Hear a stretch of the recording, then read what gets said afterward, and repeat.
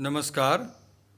BA द्वितीय वर्ष इतिहास पढ़ने वाले सभी विद्यार्थियों का इतिहास के द्वितीय प्रश्न पत्र की इस डिजिटल कक्षा में स्वागत है। राजपूतों की उत्पत्ति संबंधी पिछले 2 व्याख्यानों में हमने उनकी उत्पत्ति की जो विभिन्न मत हैं उनकी समीक्षा करते हुए अग्निकुंड से उत्पत्ति के मत की चर्चा की, वैदिक क्षत्रियों की संतान के मत की चर्चा की। इस भाग 3 में हम उनकी सूर्य एवं चंद्र वंश से उत्पत्ति वाले मत की चर्चा करेंगे और साथ साथ ब्राह्मणों की संतान वाले मत की भी चर्चा करेंगे। तो डॉक्टर भंडारकर ये प्रतिपादित करते हैं कि ब्राह्मण वंशीय राजपूत थे, अर्थात ब्राह्मणों की संतान के रूप में राजपूतों को समझा जाना चाहिए।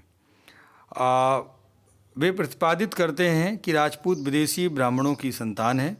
इस मत की पुष्टि में वे 12वीं शताब्दी के विजोलिया शिलालेख के आधार पर लिखते हैं, जिसमें वासुदेव के उत्तराधिकारी सामंत को वत्स गोत्रीय ब्राह्मण बताया गया है।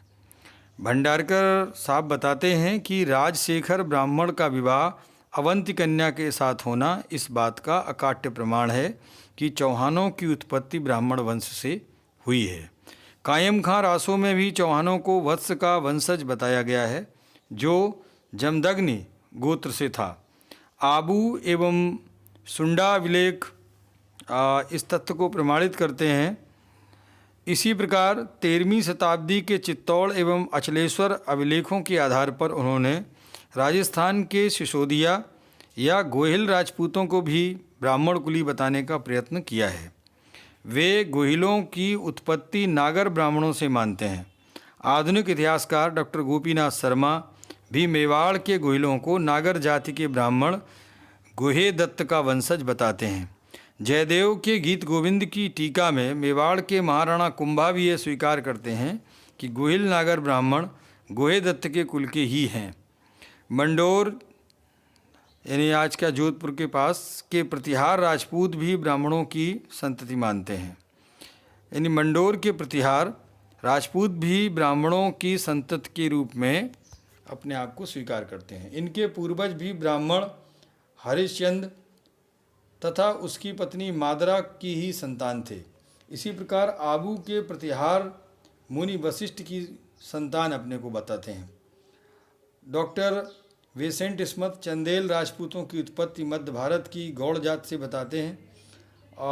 डॉक्टर दशरथ शर्मा परमारों को भी ब्राह्मण ही बताते हैं। वे कहते हैं कि जिस प्रकार शुंगों, सातवाहनों, कदम्बों तथा पल्लवों ने शस्त्र उठाए, ठीक उसी प्रकार ब्राह्मणों ने भी आपातकाल में धर्म की रक्षा के लिए शस्त्र उठाकर क्षत्रिय धर्म धारण किया और ऐसी स्थिति में उन्हें क्षत्रिय के रूप में मान्यता प्राप्त हो गई। चालुक्य भी संभवतः ब्राह्मण ही थे, क्योंकि कात्यायन ने उनका उल्लेख ब्राह्मणों की एक शाखा के रूप में ही किया है। कुछ इतिहासकार कहते हैं कि कभी कभी राजपूत अपने पुरोहित का गोत्र भी अपना लेते थे। इस सिद्धांत की उत्पत्ति शायद इसलिए भी हुई हो कि पहले ब्राह्मण राजा भी होते थे। जैसे रावण ब्राह्मण बताया जाता था और लंका का राजा भी था।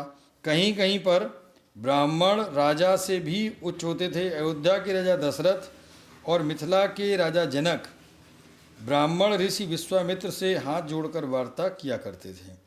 डॉक्टर वैद्य और ओझा पंडित गौरी शंकर हीराचंद ओझा इस ब्राह्मण वंशी सिद्धांत को स्वीकार नहीं करते हैं।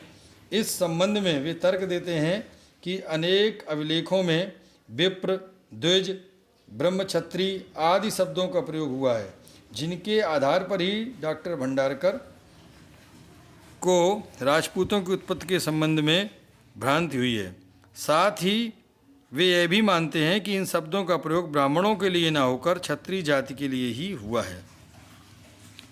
राजपूतों की उत्पत्ति के संबंध में डॉक्टर भंडारकर का ब्राह्मणवंशी मत केवल राजवंशों के लिए लागू किया जाना उचित प्रतीत नहीं होता, परंतु इसमें कुछ विचार अवश्य करना चाहिए।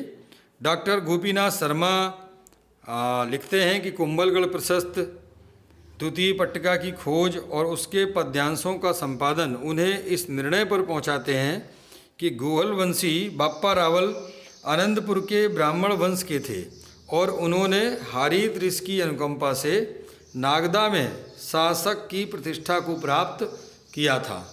बाप्पा के उत्तराधिकारी भृत भट्ट को भी चाक्षु अभिलेख में ब्रह्मक्षत्री कहकर इसलिए ही संबोधित किया गया है।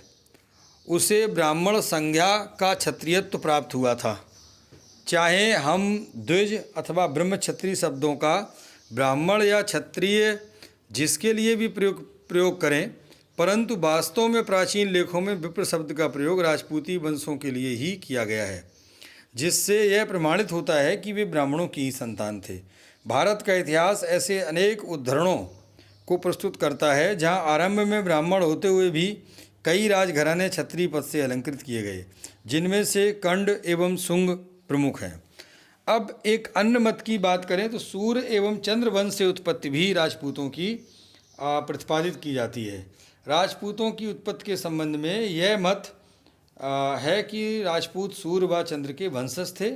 इस मत के समर्थन में डॉक्टर गौरीशंकर हीराचंद ओझा लिखते हैं कि अनेक साहित्यिक ग्रंथों एवं शिलालेखों जैसे 1971 ईस्वी का नाथ अभिलेख, 1977 ईस्वी का आठपुर अभिलेख, 1285 ईस्वी का अंकलेश्वर शिलालेख तथा 1428 ईस्वी का श्रृंगी ऋषिका लेख, इन सबके आधार पर गोहिल राजपूतों की उत्पत्ति रघुकुल से हुई है।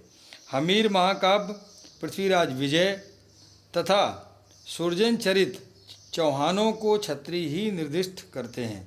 वंशावली लेखकों ने भाटियों, यादवों तथा चंद्रावतों के चौहानों को चंद्रवंशी तथा राठौड़ों को सूर्यवंशी बताया है।